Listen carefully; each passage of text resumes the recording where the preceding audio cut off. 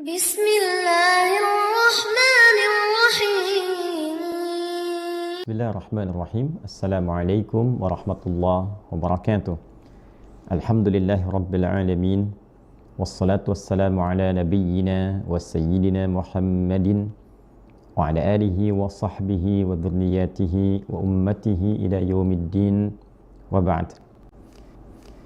Saudara-saudariku dimanapun kita semua berada, as-saimin was-saimat, semoga hari ini telah memasuki kita di hari ke-9 Ramadan tahun 1446 Hijrah, bertepatan dengan 9 Maret 2025 Masehi.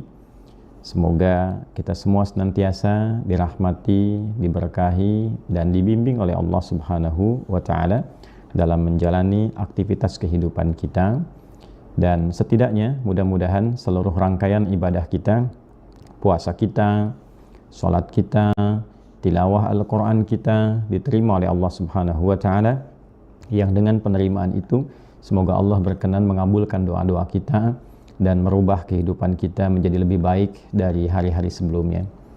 Untuk itu teman-teman sekalian, dalam menjemput rahmat Allah Subhanahu wa Ta'ala, ikhtiar mengoptimalkan semua hal yang bisa kita lakukan dalam menjalani pelatihan Ramadan ini, kita berupaya kembali mengkaji petunjuk Al-Quran dan hadis-hadis Nabi Muhammad SAW, baik itu terkait dengan berbagai amal yang berfungsi meningkatkan ketaatan kita pada Allah Subhanahu wa Ta'ala, khususnya dalam rangkaian hari-hari Ramadan ini. Pun demikian dengan berbagai amal yang dengan itu kita dilatih untuk meninggalkan perkara-perkara yang dilarang.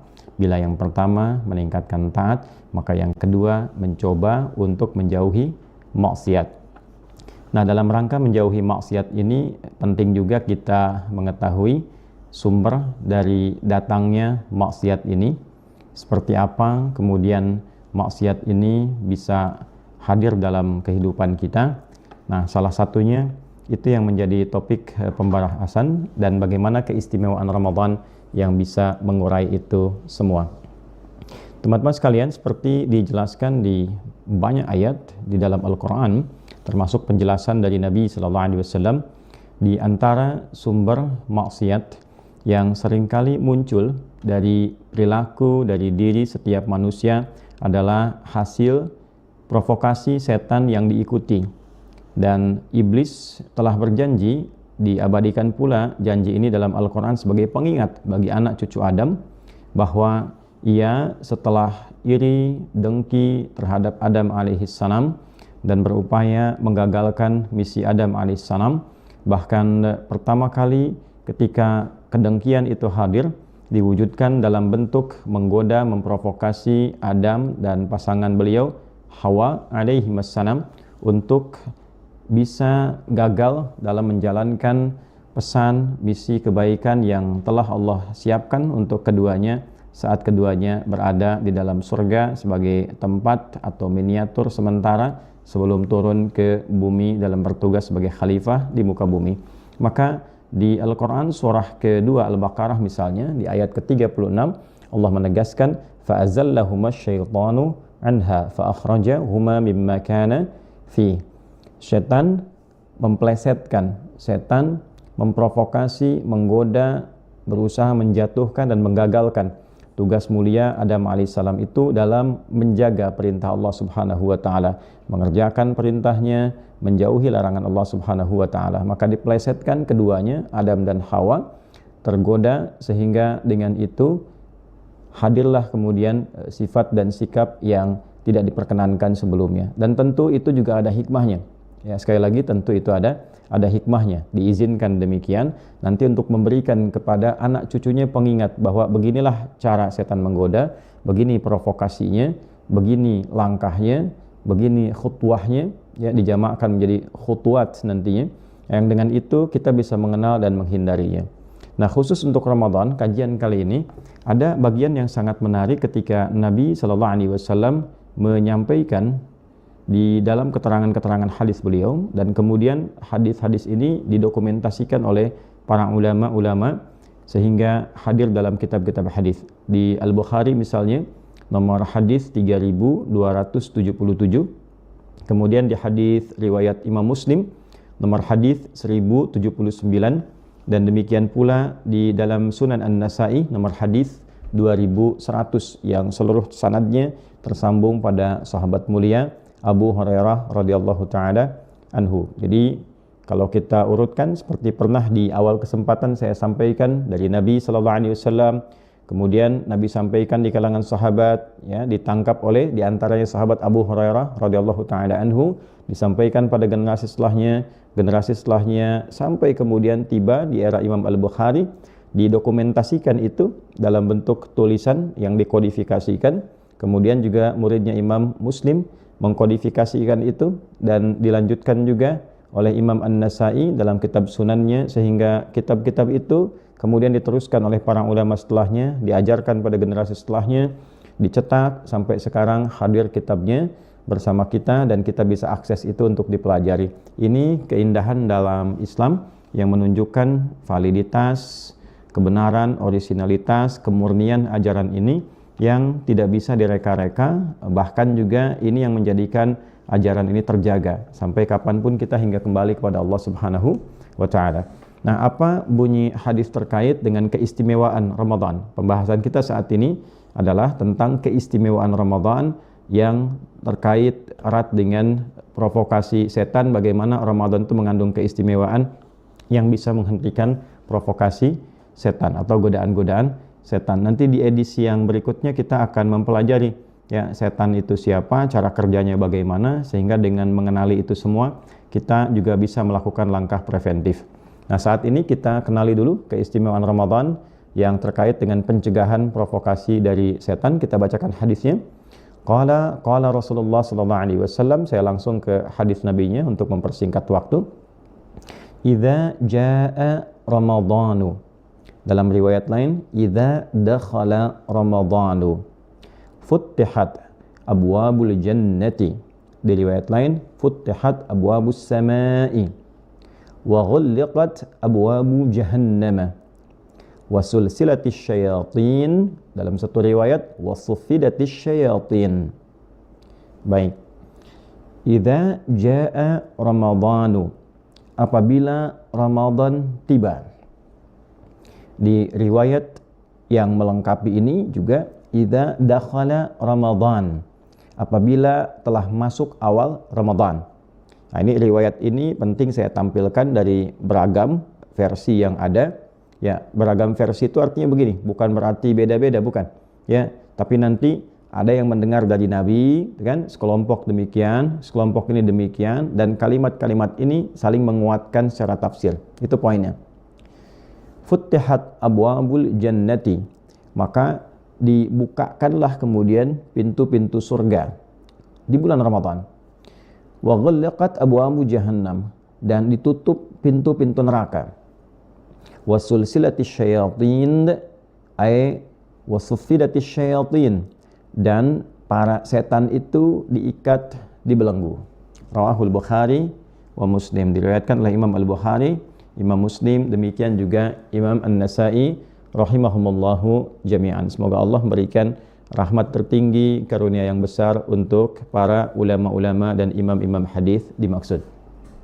Nah, teman-teman sekalian, seperti diuraikan dalam bacaan hadis dan terjemahan tadi secara tekstual, bahwa ketika Ramadan itu tiba, setidaknya di antara sekian keistimewaannya ada 3 yang luar biasa.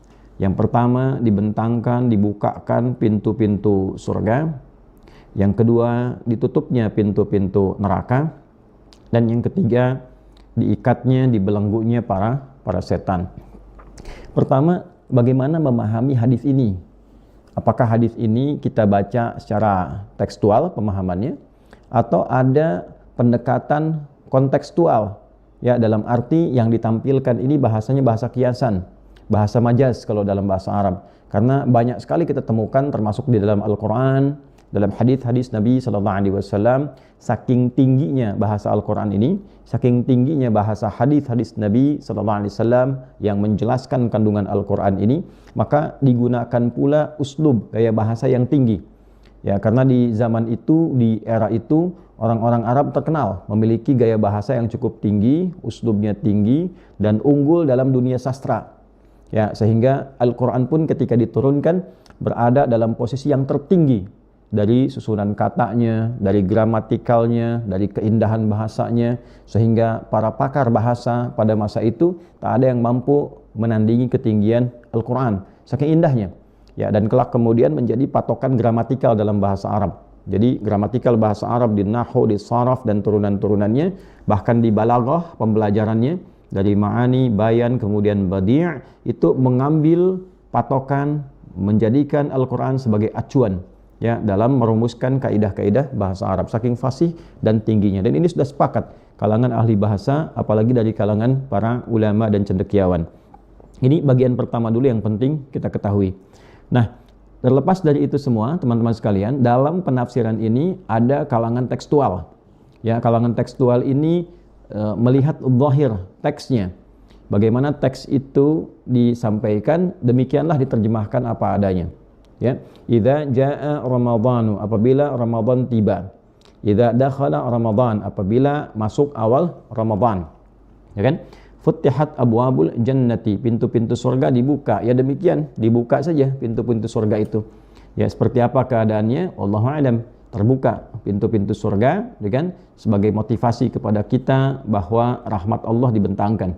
Ya. Kemudian wa ghulliqat abwabu jahannam, pintu-pintu jahannam ditutup, ya, dirapat, ditutup. Ya, secara tekstual demikian. Bagaimana keadaan ditutupnya? Wallahu alam. Ini bagian dari yang gaib. Ini pemaknaan yang pertama. Ya, di antara keimanan kita, iman kepada yang gaib. Alladzina yu'minuna bil ghaibi. Pada hal-hal yang belum kita ketahui, kita yakin terlebih dahulu karena informasinya disampaikan oleh Allah Subhanahu wa taala. Kemudian diteruskan penjelasannya oleh Nabi sallallahu alaihi wasallam, maka pembuktian iman itu artinya iman itu yakin tanpa ragu. Membuktikan keyakinan dulu karena adanya ilmu, ya. Ilmu yang sampai, informasi yang akurat dari orang terpercaya, sosok paling bagus, paling baik, terkenal juga tidak pernah berdusta, ya, viral di kalangan teman bahkan lawannya, orangnya kredibel, integritasnya tinggi, ya, tidak ada celah untuk meragukannya. Maka dari sini ketika disampaikan informasi dari Nabi sallallahu alaihi wasallam, maka kita yakin tanpa ragu. Nah, yakin tanpa ragu ini bahasa Arabnya disebut dengan iman namanya. Ya, iman dulu karena informasi yang sampai.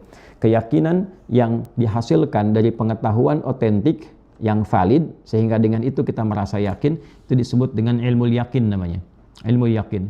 Nanti begitu melihat objeknya itu disebut dengan ainul yakin. Ya, kalau merasakan itu sendiri itu disebut dengan haqqul yakin. Nah, ada Al-Qur'an bicara tentang surga. Informasinya sampai kepada kita. Ya, kita yakini kebenarannya walaupun kita belum memasuki, belum melihatnya. Itu disebut ilmu yakin. Nanti ketika dihisab, ditampakkan, bahkan dalam sakaratul maut, itu kan, fadkhuli fi ibadi wadkhuli jannati, jiwa-jiwa yang tenang, itu kan, ayo cepat kembali kepadaku, aku ridha dengan amalmu, kau pun ridha dengan pemberianku, masuk golongan hambaku, aku siapkan surga untukmu. Maka dalam sakaratul maut, orang-orang saleh yang baik ditampakkan surga untuknya, diperlihatkan. Ya. Nah, ketika diperlihatkan itu ainul yakin namanya. Ya, Quran surah ke-89 ayat 27 sampai ayat 30. Ketika dimasuki surga itu, nah itu disebut dengan haqqul yakin. Ya, wa ada rabbuna haqqa. Ya, kami telah mendapati apa yang Allah janjikan kepada kami itu haqqa. Ya, benar-benar terjadi, benar-benar kami rasakan. Nah, dalam pemaknaan tekstual yang pertama itu difungsikan fungsi iman untuk memahami teks apa adanya. Jadi ketika Ramadan tiba, pintu surga dibuka, ya, pintu neraka ditutup. Bagaimana keadaan dibuka ataupun ditutup? Wallahu alam keadaannya, tapi kita yakini hal itu terjadi. Wasuffidatis syayatin wasulsilatis syayatin, dua lafaz, dan para setan pun dibelenggu, diikat, ya, ketika Ramadan tiba. Jadi kalangan tekstualis memahami ya diikat, ya betul-betul diikat. Apa adanya kemudian diikat ketika Ramadan tiba. Nah, maka pertanyaannya, mengapa ketika Ramadan itu tiba, Ramadan datang, hadisnya mengatakan dengan terjemahan yang tadi kita ulas, setannya dibelenggu, diikat, tapi masih ada yang maksiat. Sedangkan di awal pengantar tadi kita katakan bahwa sumber maksiat terjadi akibat provokasi setan. Artinya setannya aktif. ya beraktivitas. Jadi kalau sekarang kemudian Ramadan tiba, setannya dibelenggu, ya tidak memiliki kemampuan untuk menggoda, maka bagaimana penafsirannya? Seperti apa? Gitu ya? Kok bisa setan dibelenggu sementara maksiatnya masih terus berjalan? Nah, maka kalangan tekstualis di sini memberikan beberapa penafsiran. Ya, di antara contohnya ada yang memberikan pernyataan bahwa kalau nanti kita buka syarah hadis ini dari kalangan-kalangan setan tertentu.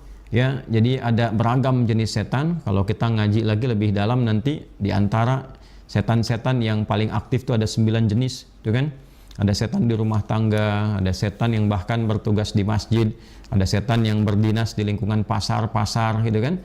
Dan sebagainya, tempat-tempat yang tidak baik banyak, di tempat-tempat yang kita ibadah pun ada, gitu kan? Nah, ada beberapa kalangan-kalangan setan ini yang betul-betul terikat. Di antaranya setan-setan yang berusaha mendengar informasi dari langit, ya, setan-setan yang tidak terbiasa dengan Al-Qur'an. Karena itu ada yang menafsirkan bahwa ini khusus untuk malam, kalau siang masih ada yang menafsirkan khusus untuk nuzulil Quran. Nah, ini kalangan tekstualis memahami demikian. Ada juga yang menafsirkan seperti ini, karena hadisnya tentang awal Ramadan, idza jaa Ramadan, idza dakhala Ramadan. Nih ada redaksi apabila Ramadan masuk. Maka kalangan tekstualis ada yang menafsirkan, wah ini awal Ramadan. Ya, jadi karena rahmat Allah sedemikian tinggi, pintu surga dibuka, pintu-pintu jahanam, pintu neraka ditutup, ya, ada di antara rahmatnya setan dibelenggu khusus awal Ramadan. Ada penafsiran demikian. Ya, sehingga awal Ramadan itu saking tingginya, bahkan luasnya rahmat Allah Subhanahu wa taala menjangkau semua kalangan, tiba-tiba jadi baik. Ya, untuk memberikan satu penguatan bahwa setannya terbelenggu. Ya, jadi agak unik gini, ketika Ramadan tiba itu pencuri bisa berhenti, gitu kan? Koruptor bisa berhenti, penipu bisa berhenti, bahkan yang paling unik yang mungkin biasa mencuri, biasa yang korupsi, biasa menipu, biasa maksiat, itu kan itu bisa mengucapkan marhaban ya Ramadan gitu. Selamat datang Ramadan, selamat menunaikan ibadah puasa, ya kan? Biasa mencuri, biasa korupsi, tiba-tiba awal Ramadan ya bisa mengatakan marhaban ya Ramadan, selamat menunaikan ibadah puasa, semoga Allah menerima puasa kita semua, ya. Nah, ini menunjukkan bahwa kalangan tekstualis memberikan pernyataan ini, menunjukkan bahwa apa yang Nabi sampaikan itu benar. Ya, setannya terkunci itu, ya, terbelenggu di awal Ramadan. Ya, setelah itu wallahu alam mungkin terjadi lagi hal-hal yang tidak diinginkan. Nah, ini gambaran yang pertama, teman-teman sekalian. Kemudian ada gambaran pertengahan. Pertengahan itu tekstual, tapi sedikit memberikan paparan yang lebih mengarah kepada konteks juga. Ya. Yang kedua ini memberikan batas dengan kalimat iman. Saya ulangi dan saya tekankan, memberikan batas dengan kalimat iman lil mu'minin, karena mengambil satu hikmah dari keterangan di Al-Quran ketika Allah Subhanahu wa ta'ala membuka rangkaian ayat puasa dengan kalimat iman di Al-Baqarah ayat 183. Ya ayyuhalladzina amanu kutiba alaikumussyam. Hai orang-orang yang telah menyatakan dirinya beriman kepada Allah, diwajibkan bagi kalian menunaikan puasa Ramadan, ya kan? Nah, karena dibuka dengan kalimat iman di awalnya, maka ada yang memberikan penafsiran pertengahan antara tekstual dengan yang kontekstual. Apa penafsirannya? Ini berlaku bagi orang-orang yang beriman, yang mau menunaikan puasa dengan benar. Artinya, kalau ada orang yang menunaikan puasa, tapi puasanya tidak benar, tidak diiringi dengan iman, maka tidak berlaku hadis ini. Ya, bukan hadisnya yang tidak benar, maknanya tidak bisa dirasakan karena puasanya tidak dijalani dengan iman. Itu poinnya.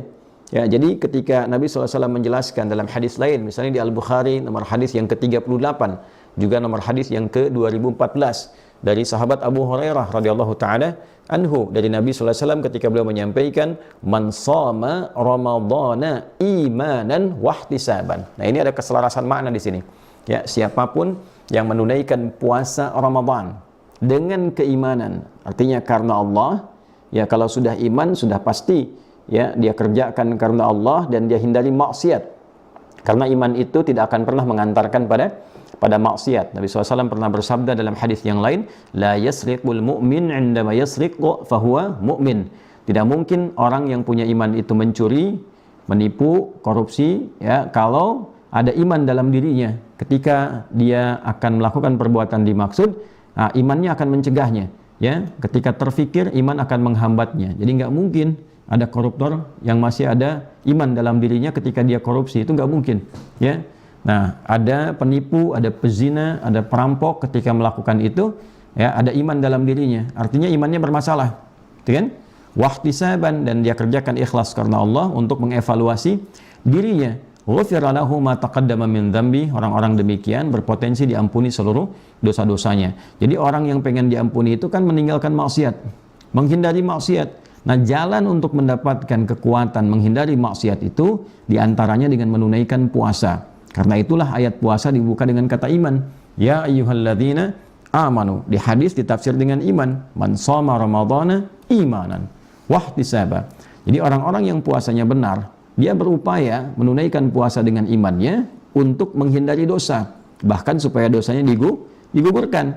Nah, oleh karena itu ketika dia kerjakan dengan imannya, tidak mungkin dia mengikuti provokasi setan. Dalam kondisi itulah setan terikat, tak mampu menggoda orang-orang seperti ini, ya, diikat tangan-tangan mereka, tak punya kemampuan menggoda orang yang puasa dengan benar. Artinya, kalau ada orang yang tidak menunaikan puasa dengan benar, ya, ada orang-orang yang tidak berusaha menjalani puasa untuk mengoreksi dirinya, mengevaluasi diri, maka pengertian di kalangan pertengahan ini, ya, makna hadis ini tidak berlaku untuknya, ya, karena tidak ada kesungguhan untuk menunaikan puasa Ramadan dengan baik. Jadi terbelenggunya setan, diikatnya setan, ini menunjukkan terbelenggu ia, ya, tidak mampu menggoda orang yang menunaikan puasa dengan baik.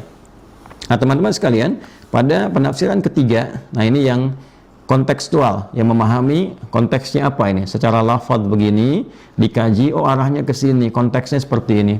Nah, ini memadukan antara awal dengan yang pertengahan tadi, tapi memberikan pemahaman yang lebih komprehensif.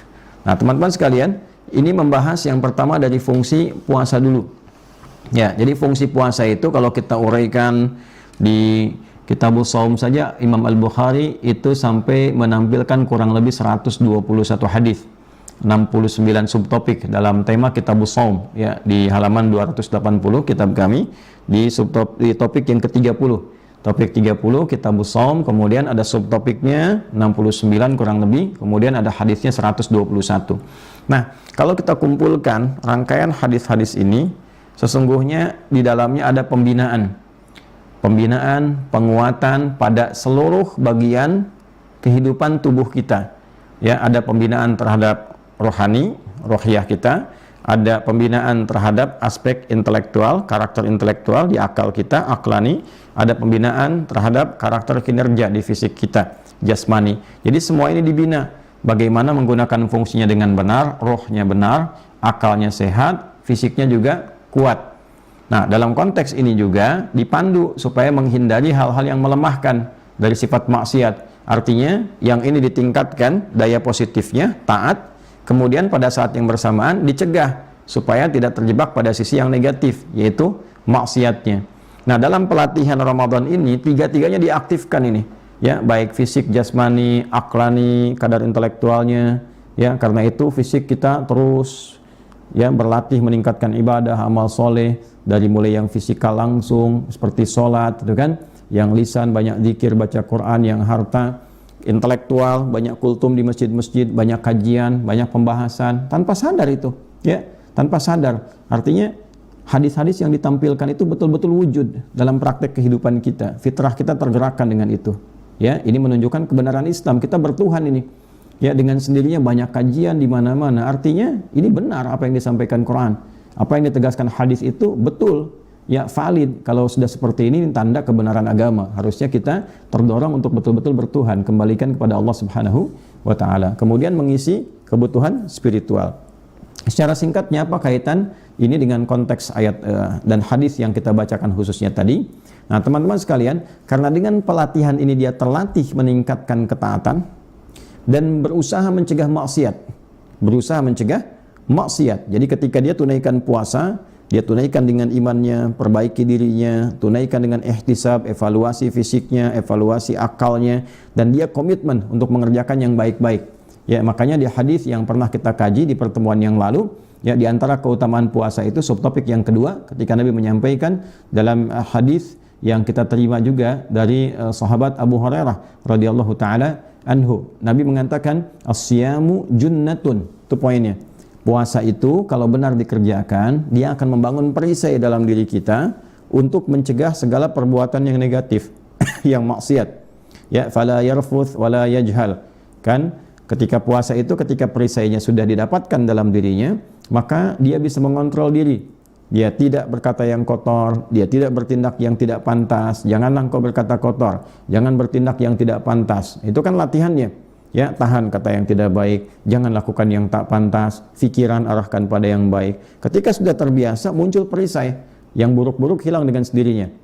Ya, wa inni mar'un qatalahu aw syatamahu falyaqul inni shaimun. Kalau ada yang provokasi, nah ini poinnya. Kalau ada yang provokasi, setan provokasi dalam bentuk yang tak tampak, jin. Makanya ada tafsir maradatul jin, jin-jin yang menyimpang, gitu kan? Jin-jin yang punya karakter buruk, auranya negatif, ya. Nah, ada juga yang tampak, annas, ya, manusia lain yang provokasi, minal jinnati wan nas. Ada dalam bentuk manusia yang provokasi, ada yang dalam bentuk tak tampak, menggoda dalam jiwa kita. Ya, falyaqul inni shaimun. Maka katakan pada dirimu, saya sedang puasa. Katakan saya sedang puasa. Artinya dia coba lawan itu. Jangan ikuti, jauhi. Ya kan? Kemudian pertahankan kebaikannya. Nah, sikap inilah teman-teman sekalian, dalam puasa, sikap yang konsisten, komitmen yang kuat untuk meninggalkan maksiat dan meninggikan yang taat, itu yang menyebabkan setan tak berkutik. Ya, jadi pemahaman kontekstual di sini pada bagian yang ketiga adalah ketika seorang yang puasa komitmen mengerjakan aturan puasa dengan benar. Dia jauhi yang tak baik, maksiat, dia kerjakan yang baik, taat. Nah, sikap inilah yang menjadikan setan terbelenggu. Jadi seakan-akan setannya terikat dengan amalan orang puasa ini, dengan komitmennya. Nah, itu pemahaman yang kontekstual. Ya, dengan dia meningkatkan taat itu dan mengikat setan dengan amal solehnya, tidak mengikuti provokasinya untuk berbuat maksiat, provokasi setan tadi, ya, dia tidak ikuti, maksiat kemudian dia jauhi, taat dia tingkatkan, maka terbukalah peluang pintu-pintu surga untuknya. Nah, ini pemahaman kontekstual yang ketiga tadi yang saya sampaikan. Maka pintu surga kan ada 8 ya, yang diurai kemudian oleh Nabi SAW, dijelaskan kepada kita juga bagaimana 8 pintu ini tingkatannya kan semua amal soleh. Ya, karena itu kalimat surga pertama yang ditampilkan dalam Al-Quran sandingannya amal soleh. Al-Baqarah ayat 25, وَبَشِّرِ الَّذِينَ آمَنُوا وَعَمِلُوا الصَّالِحَاتِ أَنَّ لَهُمْ جَنَّاتٍ تَجْرِي مِنْ تَحْتِهَا الْأَنْهَارِ. Kan? Muhammad SAW berikan kabar gembira pada orang-orang yang beriman, iman lagi tuh, yang dia membuktikan imannya dengan amal soleh. Makanya seringkali di Al-Quran kalimat iman bersanding dengan amal soleh. Ya, kalimat iman pertama di Al-Baqarah ayat 3 sandingannya dengan salat. Alladzina yu'minuna bil ghaib wa yuqimunas shalah. Di sini bab puasa, kalimat iman sandingan amal solehnya dengan puasa. Ya ayyuhalladzina amanu kutiba alaikumus shiyam. Kan? Ada yang dengan akhlak. Ya ayyuhalladzina amanu aufu bil uqud, tepati janji. Ya, ada babnya mengontrol lisan. Ya ayyuhalladzina amanu la yasraq qaumin qaum. Hai orang-orang beriman, jangan saling mencela. La yaghtab ba'dukum ba'dha, jangan bikin hoax. Itu semua amal soleh. Ya, ketika iman itu mendorong pada perbuatan amal soleh, artinya yang salah akan ditekan. Setan datang dengan salah, dijauhi oleh kita, tidak diikuti. Kita tingkatkan yang solehnya, yang taat dinaikkan, yang maksiat diturunkan. Nah, itulah kemudian yang menjadikan setan terbelenggu. Kemudian pintu-pintu surga berdasar amal soleh ini terbuka. Ya, karena itu nanti dalam hadis kan sangat viral. Ya, di hadis-hadis tentang puasa saja ada pintu khusus bagi orang puasa, amal solehnya. Namanya kan ar-rayyan.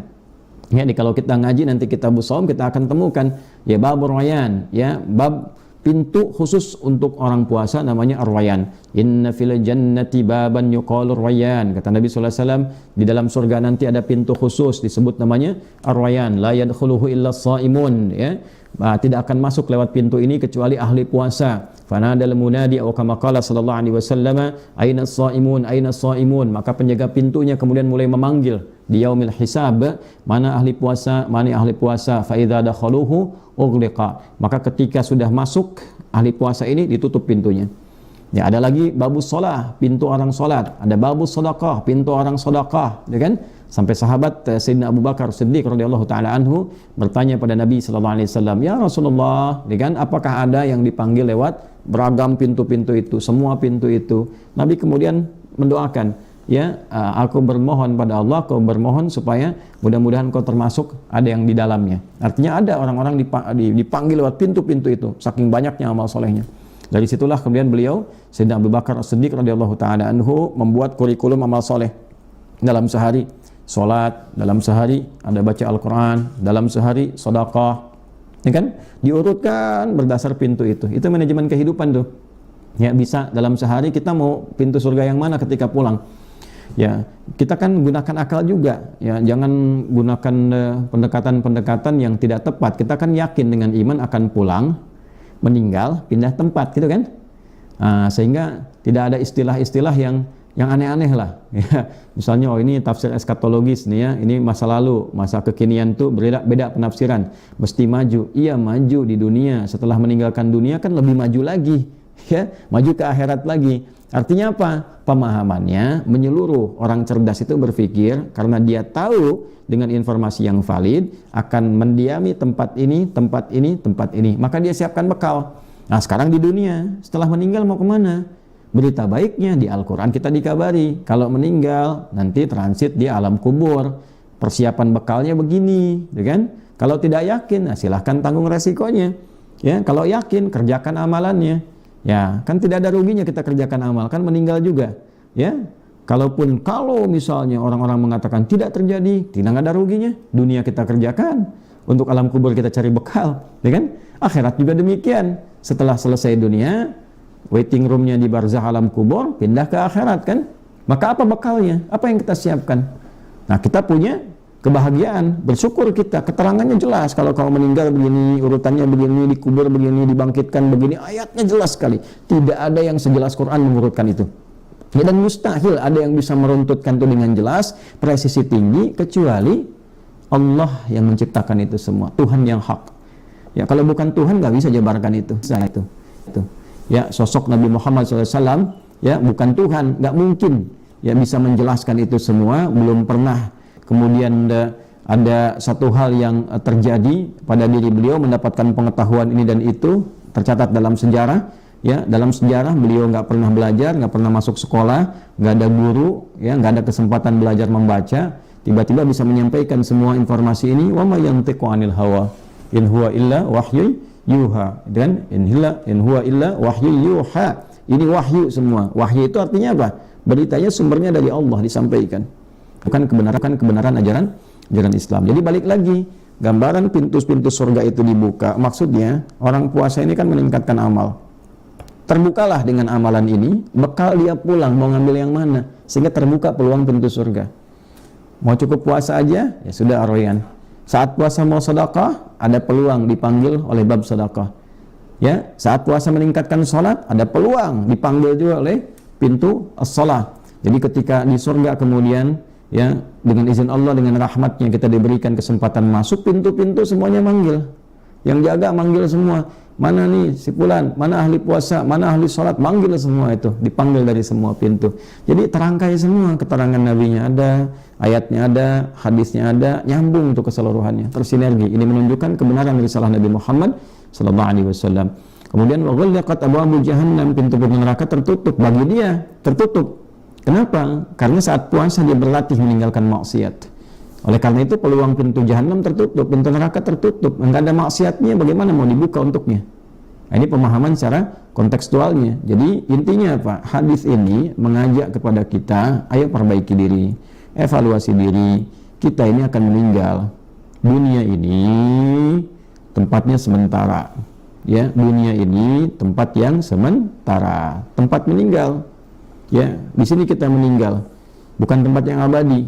Ya, kita akan meninggalkan tempat ini, pindah ke tempat lain. Nah, ini yang penting sekali kita tampilkan pada diri kita, ya kan? Jadi bukan tempat untuk tinggal. Nanti tinggalnya saat kembali ke akhirat kelak. Nah, jadi kalau kita tahu pindah alam, nah, siapkan dengan baik, perbaiki diri kita, sadari. Ya, bagaimana menyadarkan diri kita berubah menjadi lebih baik, terlepas dari pilihan kehidupan. mau jadi guru, ulama, silahkan, tapi gunakan ilmunya yang baik. Ngajarkan orang yang baik-baik, ya jangan pecah belah orang, jangan diadu orang, ya jangan dengan ilmu digunakan untuk menipu orang, ya kan? Jangan dengan ilmu digunakan untuk menyakiti orang lain. Ya demikian kalau pilih jabatan silahkan, gunakan jabatan untuk mencari kebaikan. Di dunianya dapat kedudukan. Ya kalau baik kemudian Allah kirimkan rasa pada orang untuk menghormati, orang segan, orang hormat, ya baik pada dia. Saat yang bersamaan siapkan akhiratnya. Niatkan sebagai ibadah, buat kebijakan yang baik-baik, bukan sekedar viral supaya orang tahu, ya nggak apa-apa bikin konten, nggak ada masalah yang dengan itu memberikan edukasi, ya tapi kita tidak niatkan pada hal yang buruk. Nah, niat menghindari yang buruk itu niat riya, niat sum'ah, niat untuk popularitas semata, itu untuk bekal supaya dengan pencegahan ini kita mendapatkan poin bekalnya untuk pulang ke akhirat. Itu kalau masalah dunia semua orang punya pilihan. Kan? Tapi ada satu yang pasti meninggal. Bekalnya apa? Ya, kalau baik di dunia saja, ya, kemudian tidak pernah ibadah, ya dunianya akan dapat. Dunia akan dapat. Wa qadimna ila ma 'amilu min amalin faja'alnahu haba'an manthura. Sudah ada ayatnya, tuntas sekali. Ya, jadi kalau ada bahkan yang tidak bertuhan tapi dunianya baik, dari dulu sudah ada. Ya, misal di dunia ini punya jabatan, baik, bagus, tapi nggak kenal Tuhan, nggak kenal Allah misalnya, kan? Nah, maka baiknya akan di dunia diberikan oleh Allah dengan hukum dunia. Wa qadimna ila ma 'amilu min amal. Di dunia diberikan, silakan. Orang senang dengan dia, apresiasi kinerjanya, gitu kan? Memberikan jalan ruang yang baik-baik. Bagus, bisa jujur, bagus, kredibel, baik. Tapi nggak kenal Allah misalnya. Dia nggak siap untuk bekal pulang. Ya kan hukum akhirat juga harus adil. Ya dunia dihukumi dengan dunia, akhirat dihukumi dengan akhirat. Kan tempat begitu. Ya kan? Anda misalnya orang mana nih, ya? Misalnya kita orang Indonesia, kita semua orang Indonesia mau pergi ke Malaysia yang berlakukan hukum Malaysia. Kita pergi ke Amerika yang berlaku hukum Amerika. Kita pergi ke Cina berlaku hukum Cina. Nggak bisa kita bawa dari Indonesia ke Amerika pengen memberlakukan hukum Indonesia. Biasa masuk toilet di Indonesia, ke Amerika pengen pakai hukum toilet Indonesia, nggak bisa, kan? Nah, Anda bayangkan di interdunia saja pindah tempat punya hukumnya sendiri. Sekarang mau ke akhirat bawa hukum dunia nggak bisa.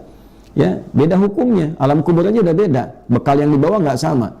Anda kendaraan pakai mobil apapun dari yang sederhana sampai yang mewah, masuk alam kubur nggak dikubur sama mobilnya, nggak ikut. Ya, karena alamnya sudah beda, dimensinya sudah lain. Pertanyaan besarnya adalah apa yang sudah disiapkan kalau nanti meninggalkan dunia? Nah, ini kan poinnya keyakinan. Itulah sebabnya kenapa kita sholat, kenapa kita puasa, kenapa kita ibadah. Ini semua melatih kita berintegritas dengan baik saat hidup di dunia. Sehingga nanti ketika punya jabatan, punya ilmu, punya harta, silahkan harta sekaya-kayanya, sebaik-baiknya. Nah, dengan ibadah itu diniatkan karena Allah, jadi bekal lah untuk pulang. Itu yang sering kita sebut dengan pahala. Ya kan? Nah, jadi kalau beragamanya benar, itu dunianya pasti baik. Namanya hasanah. Hasanah itu kan perbuatan baik. Jadi nggak mungkin ada orang beragama nggak baik. Ya, makanya kalau ada orang mengaku muslim, dia punya ilmu, pintar, punya dititipkan kedudukan, jabatan, kan, dititipkan harta, tapi perbuatannya nggak baik, itu juga celak bagi agamanya. Makanya termasuk ancaman yang tinggi pada orang-orang yang titipkan kelebihan, ya, dan dia muslim, tapi dengan kelebihan itu dia berbuat kerusakan. Itu ancamannya tinggi sekali. Ya, kenapa? Karena bisa menjadi fitnah untuk agamanya. Ya, sehingga orang nanti salah kesimpulan. Wah, udahlah, nggak usah yang muslim, ya kan? Oh, yang muslim nggak benar misalnya kan? Islam ternyata nggak baik juga. Nah, salah kesimpulan. Ya, akhirnya jadi fitnah untuk agamanya. Padahal agama tidak mengajarkan demikian.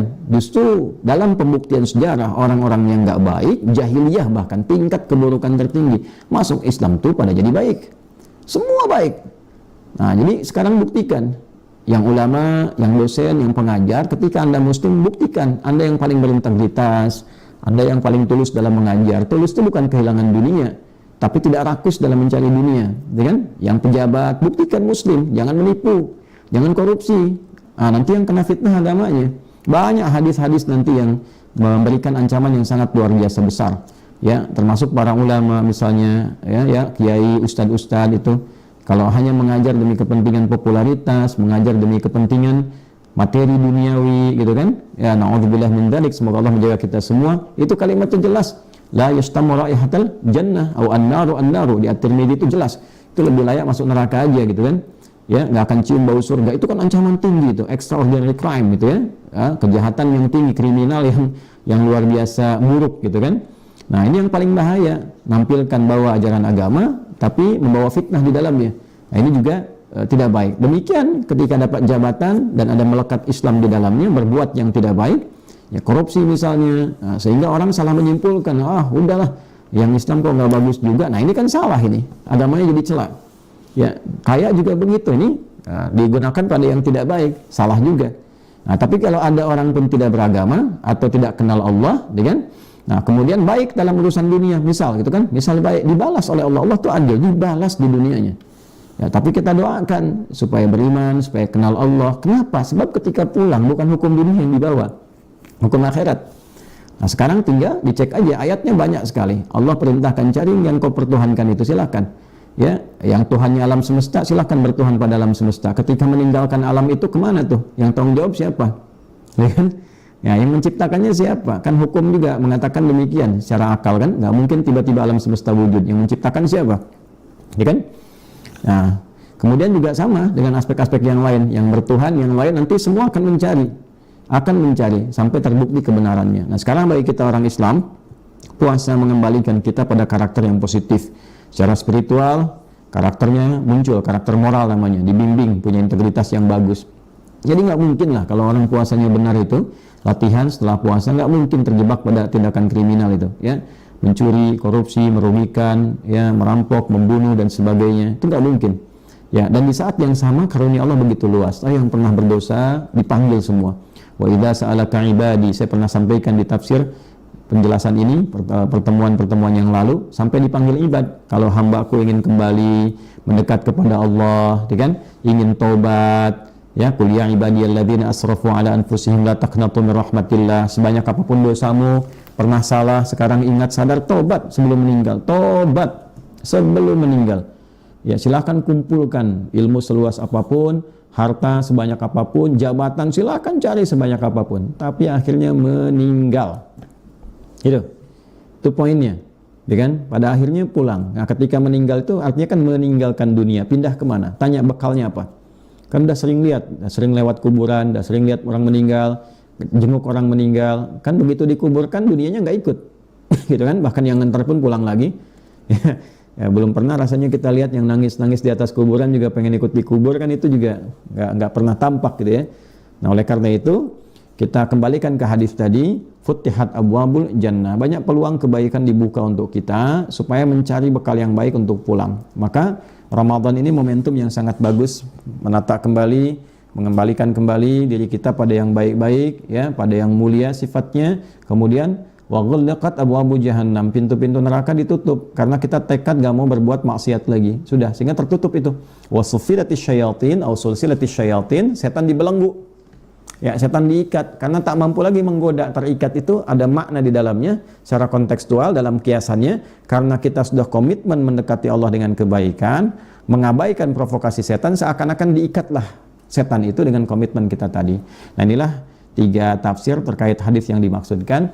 Jadi kalau misalnya ada orang yang masih berbuat maksiat saat Ramadan, ya kan, bukan setannya tidak diikat, tapi manusia yang masih aktif berbuat maksiat.